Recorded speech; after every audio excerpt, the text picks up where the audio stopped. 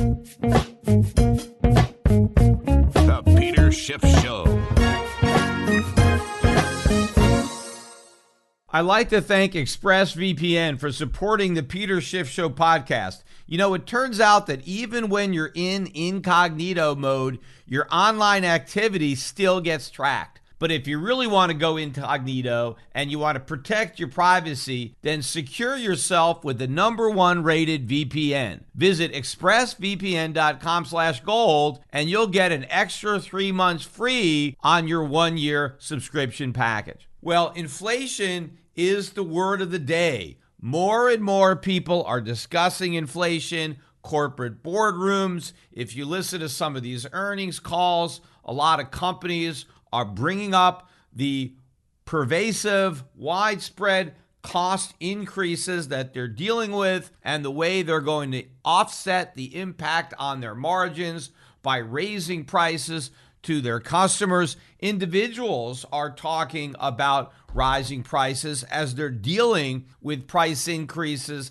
on a day-to-day basis. You know, just the other day, I got an email from the Homeowners Association for the condo that I have in Puerto Rico, letting us know what's going on with the chemicals to service the pools. Prices have recently doubled, but what they're also warning us about is supply shortages throughout the United States for pool chemicals over the summer. Now, they're reassuring us that they've already stocked up, and so that supply shouldn't be a concern, but it may have to be rationed at some point if they start running low. And this is despite the fact that prices have gone up. And I'm looking at price increases all over the place personally. In fact, as I'm recording the podcast, oil prices are now above $66 a barrel. Look at lumber, above $1,500 per 1,000 board feet. This is a new record high for the price of lumber. And again, it's not just lumber, it's not just oil. Commodity prices in general keep going up. Look at the ISM Services Index, which was released earlier this morning. And by the way, it was a miss. They were looking for April ISM Service Index to come out at 64.2, which would improve on the 63.7 from March. Instead, we went down. We went down to 62.7, so not only less than had been estimated, but less than the prior month, indicating that we are seeing a slowdown in that index, despite the fact that the economy is supposedly improving. But the big takeaway from the ISM is the prices paid components.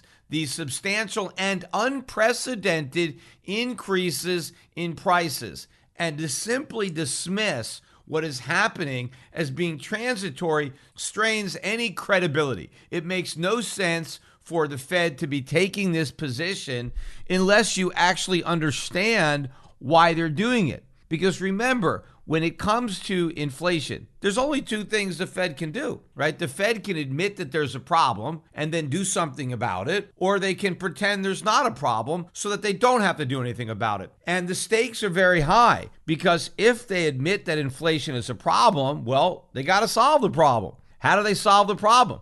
Well, they got to raise interest rates. They got to shrink the balance sheet. But therein lies another problem. They can't simultaneously prop up the economy and then take the props away. The economy is being propped up on pillars of inflation. That's the only thing that we've got going is the inflation. So the Fed has to continue to provide inflation. It can't take it away. And you have the Biden administration with all these big goodies that it is going to deliver to the voters, all of these programs that are even making AOC blush. If the Fed admits there's an inflation problem, we can't have any of those programs. The government has to cancel all the future stimulus plans. In fact, the government would have to take back the stimulus that have already been enacted because it can't be afforded. The only reason that we can have all the stimulus is if we also pretend that financing it is not inflationary, that we can print all this money to pay for all this government and we're not going to have an inflation problem. So once you understand the box that the Fed is in, now you understand why they have to dismiss inflation as being transitory, because they have to pretend that there's no problem to solve. Because the only way they can keep printing all this money and enabling all these deficits is if they also maintain that it's not going to cause inflation. That's why whenever there's even a hint that anybody in the Fed or even in the Biden administration, if anybody says something that indicates that maybe there is an inflation problem or that maybe the Fed might have to do anything about that problem, the markets react. Because the other reason that the Fed can't do anything about inflation is because if they raise interest rates to fight inflation, the stock market crashes, the real estate market crashes, the bond market crashes. So the only thing they can really do is pretend that there isn't an inflation problem, no matter how much real world evidence exists to the contrary. In fact, look at what happened with the Berkshire Hathaway annual meeting, where Warren Buffett talked about the substantial inflation that they're seeing. Not, a small amount of it, substantial. And he didn't refer to it as being transitory or temporary. He thinks we have an inflation problem that is here today. He's pointing out that all the companies that they're buying from are raising the prices that they charge, and that Berkshire Hathaway is raising the prices that it charges to its customers, and all these price increases are being accepted by the customers on both ends. So this is an incipient inflation problem that has nowhere to go but up. And more Americans are going to have to start accepting and dealing with the consequences of living in a highly inflationary environment. Of course, while Warren Buffett was correct regarding his observations about substantial inflation, he was wrong about the cause, because he basically blamed all the inflation on the red hot economy. That's the way Buffett described the economy, red hot. But a hot economy doesn't cause prices to go up. It's actually an ice cold economy that is the cause. Because the economy is so cold, the government is artificially heating it up with stimulus. So that is what's causing this substantial inflation. It's not the strong economy. It's the fact that we don't have a strong economy. We have a weak economy. And so the Fed is stimulating the weak economy by printing money to finance massive government spending. And that is responsible for the increasing prices, not the strength of the economy. It's actually the weakness of the economy that is the reason prices are going up, not its strength. And what do people do? Once Americans come to the realization that the things that they need are going to get more expensive in the future than they are today, well, what's the rational thing to do? Start stocking up, right? If you know you're going to need certain products and those products are just going to be more expensive in the future, well, why hold on to your cash to buy those products in the future when they're going to be more expensive? Just buy the stuff now that you're going to need in 6 months, that you're going to need in a year. So now when people go to the supermarket, they're not just going to buy what they need now. They're going to buy what they know they're going to need 6 months from now, a year from now, 2 years from now. Because why not spend the cash? I mean, obviously, you can't just put the cash in the bank. You're not going to earn any interest. But if you think about it from an investment perspective, any products that you're going to need, whether it's food or toiletries or cleansers or any things that you buy for your household on a regular basis, but you use them up, right? And then you have to buy them again. If the prices are going to go up 10% a year, 20% a year, 30% a year, if you buy those goods in advance, that's basically like making a 10% or a 20% return on your investment. And if you assume that under no possible scenario will things get cheaper in the future, right? If you buy deodorant and maybe you use a can of deodorant or a roll or whatever, you buy it, but if you go through one every 3 months, so you're going to need to buy another one, and the price isn't going to go down, well, that's a real return. I mean, that can compare very favorably to the S&P 500, to the return you might have on stocks where you have considerable risk. I mean, worst case scenario, you buy the deodorant in advance, you're going to use it up anyway. You had to buy it. You just bought it sooner rather than later. The only opportunity cost is the interest that you give up for leaving the cash in the bank, or maybe you could have bought a stock with the money and taken greater risk. I think more and more Americans are going to start to do the calculations and see that the best thing that they can invest in is consumer goods that don't perish. Have a ample supply of everything that you think you're going to need, but have it right now, organized in your closets or organized down in your basement. And of course, as more and more people begin to understand this and they want to stock up, that puts additional upward pressure on prices, because as soon as the goods are on the shelves, people are bringing them home. They're not just letting them sit there. And now people are in a competition to try to get the goods as quickly as they can before other people have them. And then you start to develop shortages. And the fear of potential shortages in the future is another reason to stock up. As soon as I got the email about the potential shortage of pool chemicals, what am I thinking of? Hey, let me stock up. Let me buy the chemicals I'll need next year and the year after that. Let me just buy them now and store them, because they're not going to go bad. So let me just start buying things in advance of needing them, because I know that when I do need them, maybe they won't even be available. But I know for one thing, they're going to be a lot more expensive in the future than they are today. So let me buy them right now. In fact, that's also part of the nonsense when you hear these politicians trying to tell us why we can't have deflation, because they say if people think prices are going to fall, that they'll hold off on buying things until the future. They're not going to hold off on buying the things that they need, but they're going to hold off on buying the things that they don't need. So yes, if I expect prices to be lower for pool chemicals in the future, I'm not going to stock up on the chemicals that I'm going to need a year from now, but I still have to buy the chemicals I need now, because if I want to use my pool, I need the chemicals. I can't just say, well, I think chemicals will be cheaper in the future, so I'm just not going to buy any right now and I'm going to wait, because I want to swim in the present.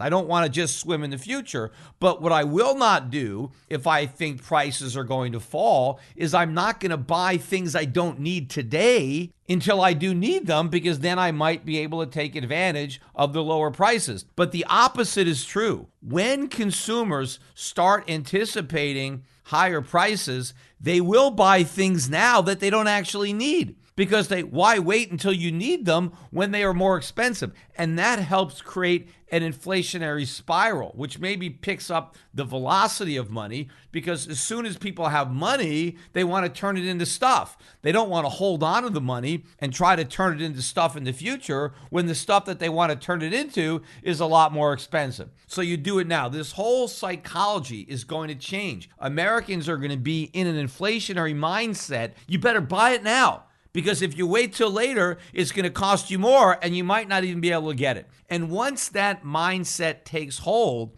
it is very, very difficult for the government to change it, for the Federal Reserve to change it, which is why they've always said, don't let that inflation genie out of the bottle, because it's very hard to reverse the psychology once that inflation expectation is ingrained in the psyche of consumers, that I better buy the stuff that I may need in the future today because it's going to be more expensive. And especially, too, if you look at a lot of U.S. companies that have been following this just-in-time method of inventory management, where you don't keep a lot of inventory, you just buy what you need when you need it. Well, that works well when you have stable prices or when you have falling prices. But when you turn into an economy of high inflation, you can't do that. You have to start stockpiling your inventories now before the cost of replenishing them really goes up. So all this stuff is going to turn around and bite the consumer and bite the economy. And the only thing the government can do about it, the only thing the Federal Reserve can do about it, is pretend that none of this exists.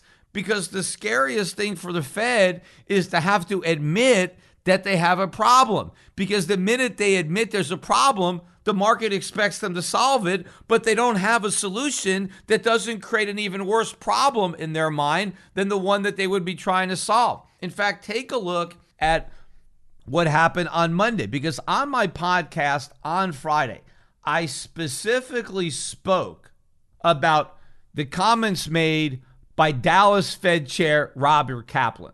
On Friday, Kaplan talked about the fact that he was observing some imbalances in the economy, and therefore we would have to have interest rates rising at some point as soon as appropriate, or words to that effect, in which he scared the market that interest rate hikes were going to come because of imbalances that were being created, and obviously being created by all the deficit spending, all the money printing necessary to monetize all those debts. And the markets sold off. And if you recall the podcast that I recorded over the weekend, I said that it doesn't even matter what Robert Kaplan is saying. Look at what Chair Powell is saying, because Powell is the chairman, and he's basically saying he doesn't care what happens to prices in 2021. He's already decided that any inflation is transitory, and he's not going to worry about transitory inflation. And so I said the markets don't have to worry about anything that Kaplan is saying that might lend them to believe that rate hikes are coming sooner than later, because they're not. But obviously, I think the people at the Fed were a little worried at the way the markets reacted adversely to the Kaplan comments. So on the next possible day, I think it was Monday in the market, I'm watching an interview with Richmond Fed President Thomas Barkin. He's on CNBC basically doing damage control and walking back everything that Kaplan had to say.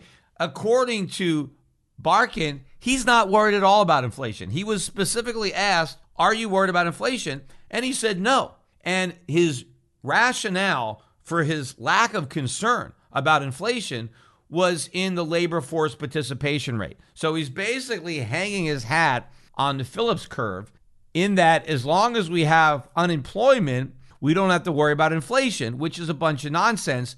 But what he's talking about is the fact that the labor force participation rate is still way below the level that it was before the pandemic. So according to Barkin, the Fed doesn't have to worry about inflation until all those people who left the labor force return. Because, see, he thinks inflation is a function of wages. And he thinks as long as we have all these workers on the bench who can come off the bench into the playing field, we have this big reserve of workers that can return to the workforce. And so wages won't have to go up as people, come off the bench and get back into the game. Except there's several things that Barkin doesn't understand. Number one, a lot of those benched workers, they don't want to come off the bench. They like riding the bench. They don't want the stress of actually having to be in the game. They are very happy to not be in the game and to be enjoying a life of leisure sitting on that bench. And so in order to get those workers to get back into the field of play, they're going to have to be enticed there with a big payment. Wages are going to have to rise to get those people to come off the unemployment rolls where they like being, because the government has made it so lucrative to get back into the game, where they actually have to do some work, and maybe they'll get hurt or something like that. So what he's saying doesn't even make sense if you understand the added cost. It's not like these guys, want jobs and they're not there. The jobs are there. They don't want them.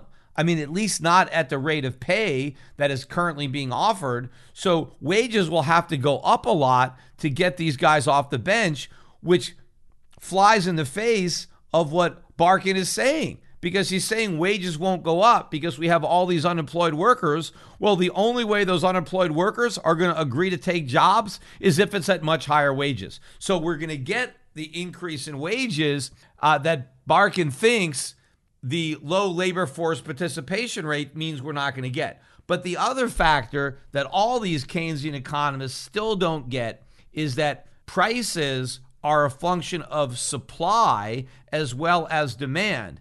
And yes, when you have a lot of unemployed people, you may think that demand for goods and services goes down because these people don't have paychecks. Well, yes, they do. They're just getting paid from the government instead of their employers. So people who are unemployed are still able to spend money. They just don't do anything to earn the money. And that is the problem when it comes to inflation, because prices, if that's how you're defining inflation, are a function of the supply of goods and the demand for goods. Well, unemployed people, thanks to lucrative unemployment benefits, still demand goods.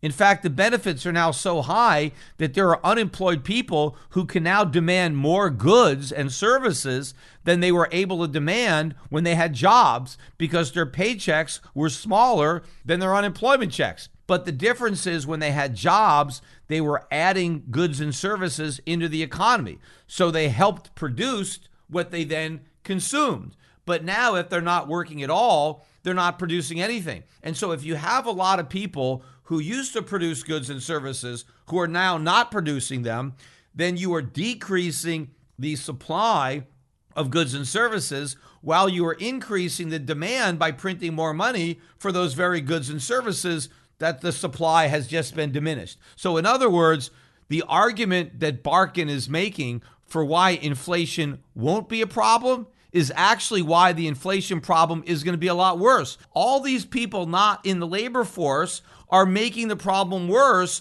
because the supply of goods and services is reduced as a result of their absence. But now they're spending money. So he's kind of hanging his hat on the fact that, well, I'm not worried about inflation because we have all this unemployment. All that unemployment is actually going to make the inflation problem that he's not even worried about that much worse.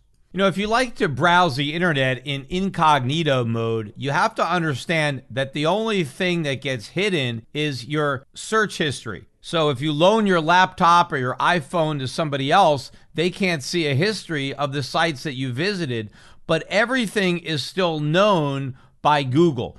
Whatever you do in incognito mode doesn't stay in incognito mode. It's not like Vegas. Whatever happens there, Google knows about it and has the data, and it can do anything it wants with it. If you actually want to go incognito, meaning you want to be invisible, then you got to do something else. You got to get a VPN, and the one I use is ExpressVPN, because even in incognito mode, all of your online activity still gets tracked, and the data brokers still get to buy and sell your data. And one of the key data points is your IP address. Data harvesters use your IP address to identify you unique to that address, both you and your location. But with ExpressVPN, your connection gets rerouted through an encrypted server and your IP address is masked. So every time you connect to ExpressVPN, you get a random IP address shared by many other people, and it can never be tracked back to you.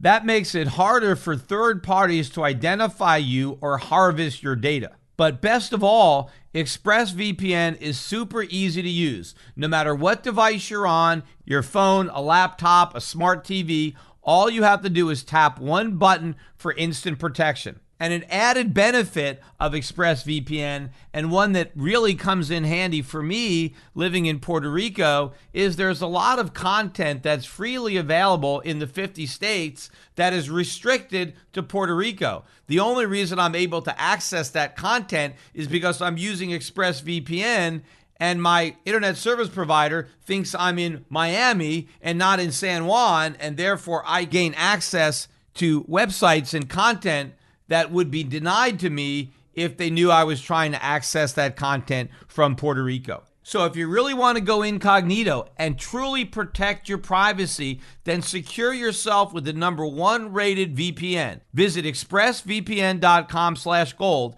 and get 3 extra months for free. That's ExpressVPN, ExpressVPN.com/gold. ExpressVPN.com/gold. Well, in any event, so after those comments came out, those very dumbish comments on Monday, the markets were able to rally. Then what happened is Janet Yellen, right, who is no longer on the Federal Reserve, but she is the Secretary of the Treasury, she came out and made a very obvious admission. And all Janet Yellen basically said was that eventually interest rates were going to have to rise somewhat. in response to all the stimulus spending, right? That's all she said. Eventually and somewhat. I mean, how soon is eventually? Who knows? And they have to rise somewhat. I mean, that really is diminishing how much ultimately rates are going to have to rise. But she basically states the obvious. Yes, eventually rates are going to have to rise. As if anybody believes that rates are never going to rise, that they're going to stay at zero indefinitely. Nobody believes that. But the minute Janet Yellen even mentioned the obvious fact that eventually rates are going to have to rise somewhat, the market started to sell off. Stocks sold off, gold sold off. Again, why does gold sell off? Anytime the Fed talks about, hey, maybe we have inflation, maybe we'll have to raise rates, because everybody thinks that higher rates are going to be bad for gold. And so the minute there's any indication that there may be a rate hike, some idiot starts selling gold. But the markets did respond to this, and there was a lot of coverage of Janet Yellen's, again, very obvious comment that should not have amounted to anything, that yes, eventually rates are going to have to go up. Deal with it. Well, nobody wants to deal with it. So later that day, I think it was after the market closed, but Janet Yellen actually was forced to come back and walk back that statement, which really was nothing. And she came back, though, to basically correct what she had stated earlier, in that she is not worried about inflation. So she told the world, yes, I did say that eventually interest rates may have to go up, but I don't want anybody to get the impression that I think inflation is a problem. It's not a problem. Any increase in prices that we're seeing are merely transitory, and therefore the Federal Reserve is not going to have to raise interest rates to fight off an inflation problem that doesn't actually exist. And I think the reason that Yellen was forced to walk back her comment is obviously to the extent that she thinks that the stimulus spending may ultimately be the catalyst for higher rates, is because that spending would be inflationary, because that would be the reason that the stimulus would necessitate an increase in rates, is because the stimulus were to prove to be inflationary, which of course by definition it is, because the stimulus is being financed by inflation. So Janet Yellen then had to walk that back by saying, no, we're not worried about inflation, and so we can keep having all the stimulus spending, and we're not going to have to raise interest rates. And so that was refreshing for the markets, because again, the markets can't deal with the reality that rates may have to go up to fight inflation. And the Fed doesn't want the markets to have to deal with that reality. The Fed wants the markets living in a fantasy, right? Because that's the only reason that the markets are going up, because nobody is factoring in reality. And the last thing the Fed wants to do is prick that bubble. And so the minute there's any indication that some air is coming out, because maybe Janet Yellen says something that inadvertently lets some air come out, she's quickly back talking to the media to walk back the comments to reassure everybody. There is nothing to worry about. There is no inflation. Everything is transitory. And so you don't have to worry about a rate hike. So just keep on buying stocks and don't worry about anything, right? Don't worry about the risks. Just keep on buying, keep on partying, because the party's never going to end, because the Federal Reserve is never going to take away the punch bowl. But even if that punch bowl is there indefinitely, as an investor, you have to recognize yourself that if you keep drinking that punch, it's toxic. What's in there will kill you. So you have to leave the party, even though the Fed tries to keep it going. And the way you leave the party is by selling your dollars, selling your US dollar denominated assets, and investing abroad. Investing in foreign stocks, investing in natural resource companies, investing in companies that benefit from inflation. The oil stocks, the industrial metal stocks, the agriculture stocks. Invest in emerging markets, which are going to benefit from the weakness in the dollar that is going to be the result of all this inflation. After all, as you inflate the dollar's purchasing power is being diminished. And as our creditors all around the world who are holding on to these dollars, they don't want to hold on to them. Again, look at the trade deficit numbers that came out yesterday. We got the trade deficit for March. I already reported on the record merchandise trade deficit for March. We now got the total deficit, which includes our surplus in services, but the overall deficit hit a new all-time record high in March, $74.4 billion, about 400 million above the consensus estimate, which in and of itself would have been a new record, but this was an even bigger record, and it bested the $70.5 billion deficit for February, which was actually a slight revision down from the 71.1 billion that was originally reported for the month of February. But remember, February is a short month, right? There's only 28 days there. So March, we have the full 31 days, and we set a new record. But the willingness of our trading partners to accept our paper dollars for their real goods is going to be diminishing substantially over time as more and more foreigners start to appreciate and understand the dollar's direction. Just like I said earlier, that if American consumers understand that the cost of consumer goods is going to be going up in the future, they will try to buy the goods that they may need in the future, but buy them today before they get more expensive. Well, the opposite mindset is going to take place on the part of our trading partners, because we are trading our IOUs for their goods and services, mainly goods. But to the extent that our trading partners are now worried about what those IOUs will buy in the future, if they start to realize that the US dollar is going to keep losing value, then they're not going to be willing to hold on to those dollars to use in the future to buy stuff. They're going to want to use them right now. They're going to want to get rid of them. The reason our trade deficit is sustainable is because foreigners are willing to hold on to those dollars and invest them in U.S. treasuries or mortgage-backed securities or other denominated debt instruments so that they can use those IOUs in the future. They can cash in the paper and buy some goods. But if they begin to get worried about how much more expensive those goods are going to be if they continue to wait to consume them, then they're going to want to consume them right now, and they're not going to want to hold our dollars. And again, this is going to fuel this inflationary spiral that the Federal Reserve, for obvious political reasons, will never admit exists. I wanted to finish up the podcast, though, by talking a little bit about the estate tax and the elimination of the stepped up basis on death. There's a lot of talk about that now in the media and about what that implies for the future effective estate tax rate. Because the way it works right now, when somebody dies and heirs inherit their appreciated assets, the basis in those assets gets stepped up to the value on death, and therefore none of the capital gains is actually taxed. Instead, the people who inherit the assets pay the inheritance tax, which right now is 40%, which is higher than the current capital gains tax of 24%. So to the extent that the government gets to tax capital when it's inherited, they actually get more money than they would have had the original owner of the capital liquidated it during his lifetime and paid the capital gains tax. Because he didn't do that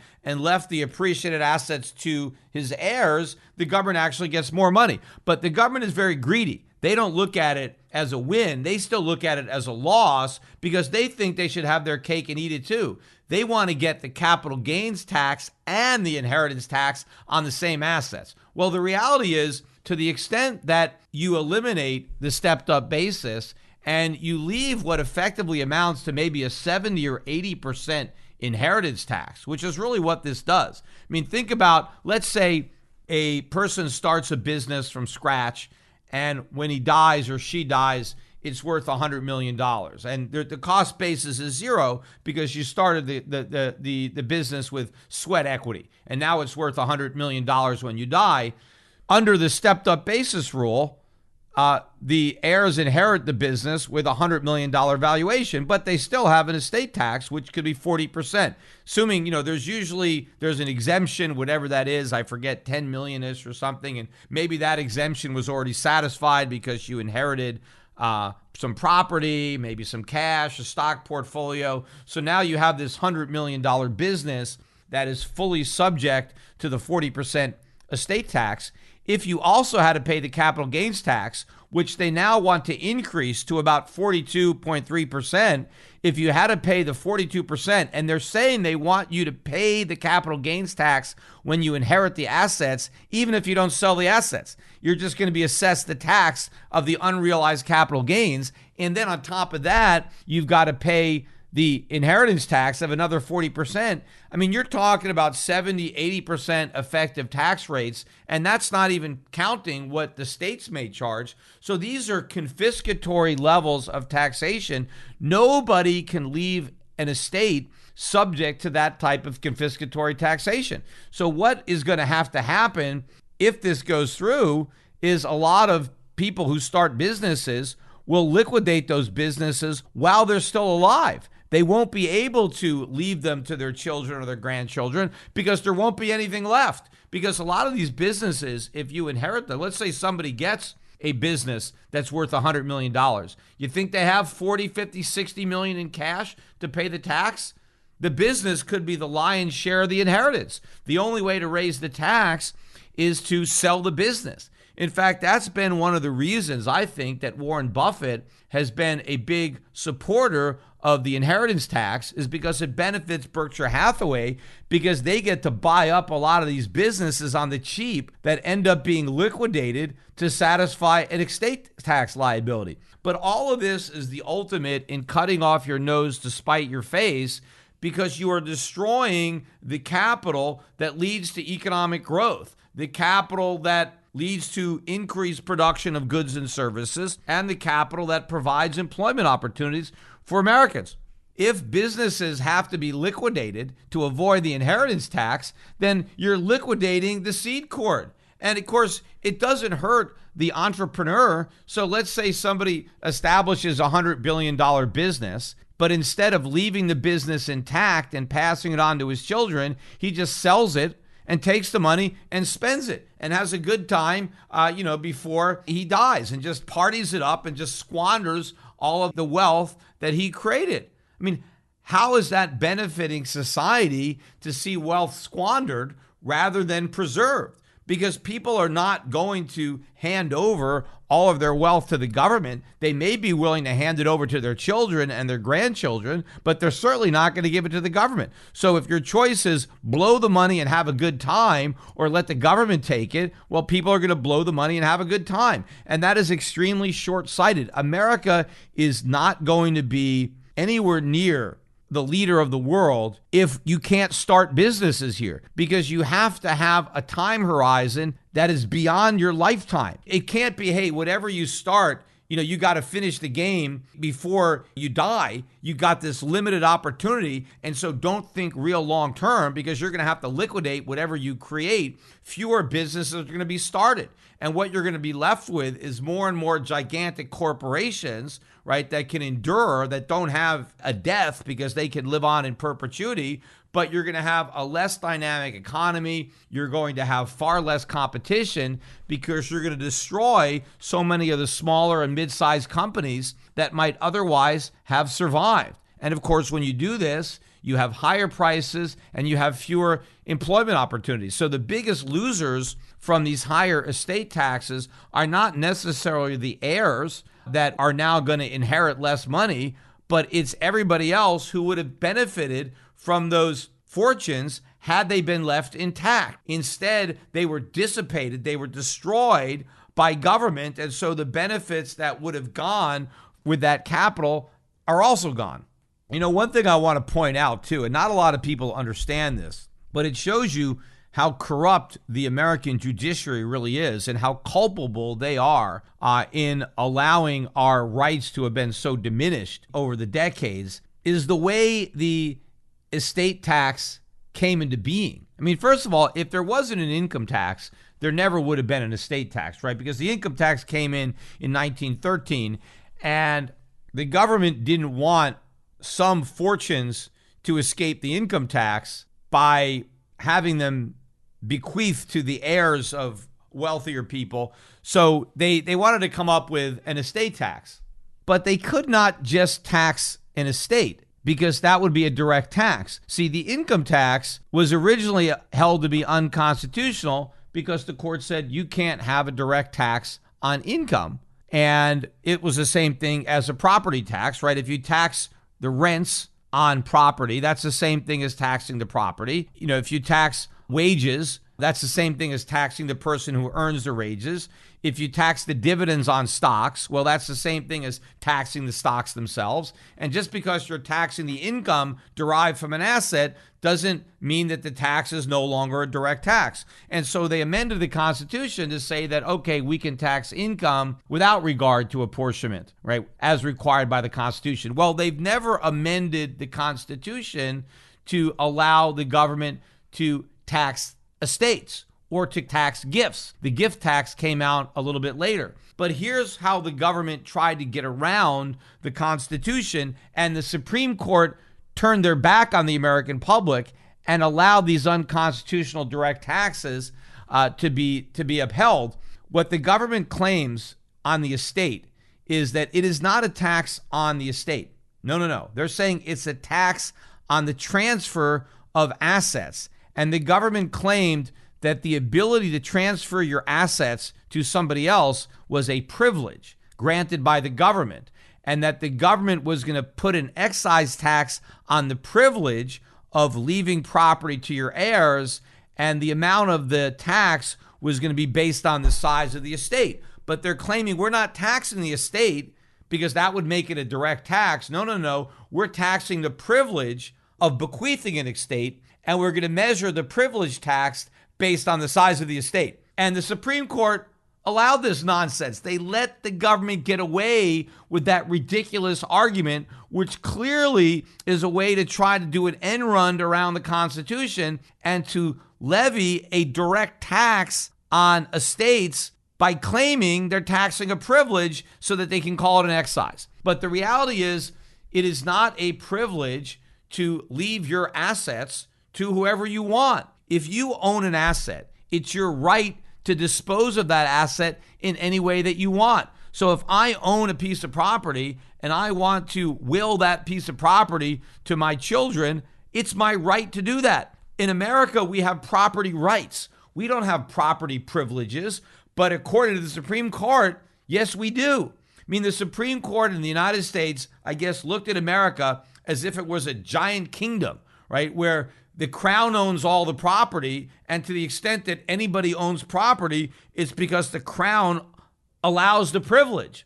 And then when you die, instead of taking the property back that the crown may have granted to a citizen or to a noble, the king allows that citizen the privilege of passing on title to that property to their heirs. But that's not America. We don't have nobility. We don't have kings. We have free people who have property rights, right? It's the Bill of Rights. It's not the Bill of Privileges. Because if it's a privilege to give away your property, if the government has granted you the privilege, it can take away that privilege, which means the government can say you can't give your property away to anybody. The government takes it all, right? What if the government says when you die, everything you own reverts to the state? Would that be constitutional? Well, according to the Supreme Court, it is, because according to the Supreme Court, giving your property to your heirs is a privilege granted to you by the government. And any privilege that the government can give you, the government can take away. So when they validated the constitutionality, because this inheritance tax, when it was originally passed, there was a Supreme Court case because whoever inherited money said, no, this is unconstitutional. This is a direct tax. It's not apportioned. And it went all the way up to the Supreme Court. And the Supreme Court bought this nonsense argument that it's a tax on a privilege. Well, it's not. But that one decision basically destroyed all of the property rights in the United States. And that's what planted the seeds for the gift tax.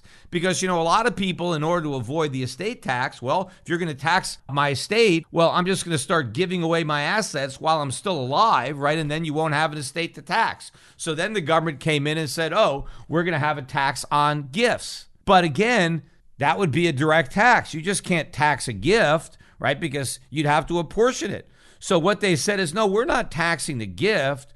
We're taxing the privilege of making a gift. We're taxing the privilege of transferring property to somebody else. And so the person who makes the gift pays the tax, And the tax is a measurement of the privilege of giving away your property. But again, it is not a privilege to give away what you own. It is a right.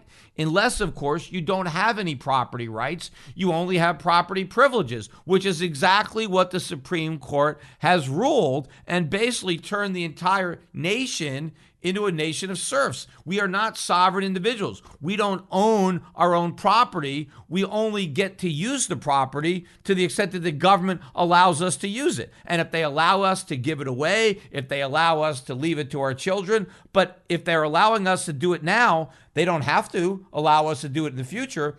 And if giving away property that you own is a privilege, then you can argue that owning property in and of itself is a privilege. That the only reason that Americans are allowed to own property is by virtue of a privilege that is being granted to them by the U.S. government. And again, any privilege that the government gives you, they can legally withdraw, which means the Supreme Court has already set a precedent for the U.S. government to start seizing property. After all, they're not seizing anything. They're just revoking a privilege. I really would like to see, there's so much wealth in this country. There are a lot of people who stand to inherit a lot of money. Somebody should revisit this issue.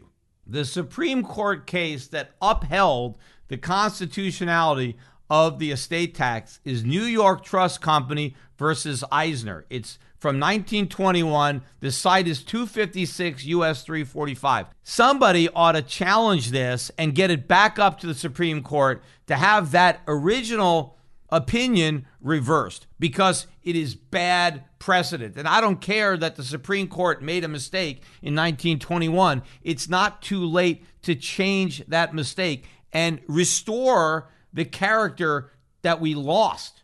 Americans need to have property rights, not property privileges. We can't have a situation where Americans own property only at the pleasure of the government, and that the government is what enables you to give your property away. Because that means that we need to have a benevolent government that allows us to continue to use the property. Because if it's not our right, if I don't have the right to give away my property, if I don't have the right to leave my property to my children, then I don't own the property. I just have this temporary privilege granted to me by the U.S. government, and the U.S. government owns everything. And that is not the nation that the founders set to establish, a nation where the U.S. government owns everything, where the government is the master and the people are the servants. It's supposed to be the other way around.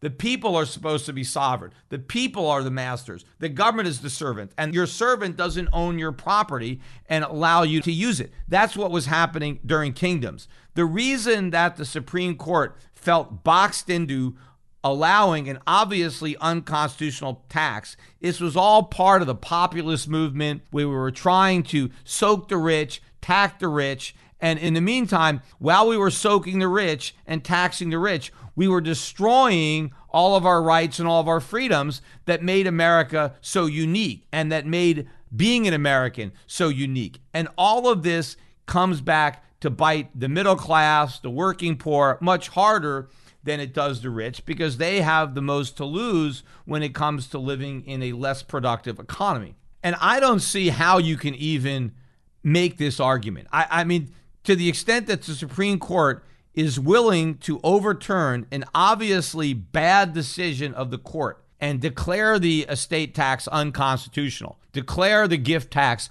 unconstitutional, there's no way they're going to amend the constitutions to allow for these taxes. They're not going to get that kind of support. So that would be the way to get rid of these taxes. And the country would be substantially better as a result of the elimination of these taxes. In fact, look at Sweden.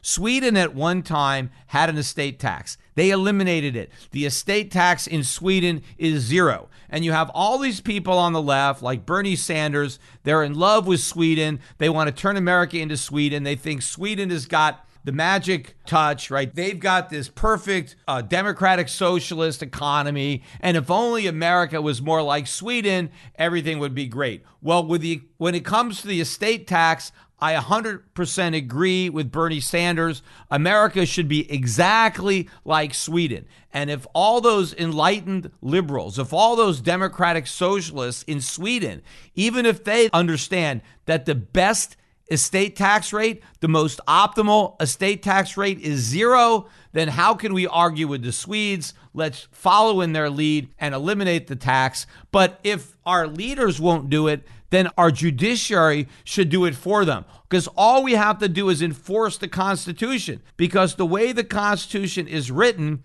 an unapportioned direct tax on estates and gifts is unconstitutional. All we have to do is get the Supreme Court to enforce the Constitution, and then we can be relieved of the burden of paying for this tax, which is probably the single most destructive tax in the United States. It raises the least amount of revenue relative to the amount of harm that it inflicts on the economy, meaning the amount of actual revenue raised by the estate tax is small, but the economic damage done by the estate tax is extremely large.